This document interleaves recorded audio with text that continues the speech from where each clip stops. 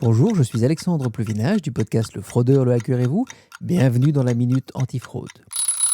Je sais que j'ai des juristes et des avocats dans les abonnés de ce podcast et aujourd'hui, je voulais faire un numéro un petit peu spécial pour eux, mais qui finalement intéressera toutes les entreprises.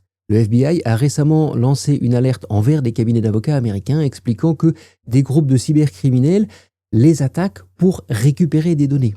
Ils vont voler des données, rentrer dans leur système d'abord, voler les données, et puis ensuite, ils vont les menacer, les rançonner parce que ils se disent qu'on préférera payer plutôt que de voir des informations juridiques circuler sur Internet. Alors je l'ai dit, ça se passe aujourd'hui aux États-Unis, mais justement aujourd'hui, il faut savoir que les fraudeurs s'informent, voient ce que font les autres pour pouvoir les reproduire chez eux. Et donc il ne serait pas étonnant de voir cette fraude arriver aussi chez nous dans un futur plus ou moins proche. L'attaque commence par un message, un email, disant que par exemple un abonnement va arriver à terme et qu'il faut appeler pour le réactiver. Quelque chose qu'on connaît d'ailleurs en général. Et donc on appelle. On tombe sur un service technique qui explique que oui, il y a un problème avec votre ordinateur. Vous devez installer un programme qui va nous permettre de régler ça pour vous et ce sera vite fait. Comment est-ce qu'on se protège ? D'abord, c'est du phishing. Donc ça veut dire qu'un message avec un lien ou un numéro de téléphone, on fait attention. Dans le doute, allez voir sur le site du service en question. Vous allez trouver leur numéro de téléphone.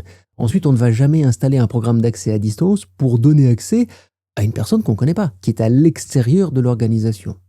Et puis, ce qui est plutôt malin, c'est de bloquer l'installation des programmes sur le ou les ordinateurs du cabinet ou de l'entreprise en ne laissant que l'IT ou le support technique installer ce dont on a besoin. Ça évite de se faire avoir et de se retrouver avec un programme d'accès à distance ou même un virus sur son ordinateur.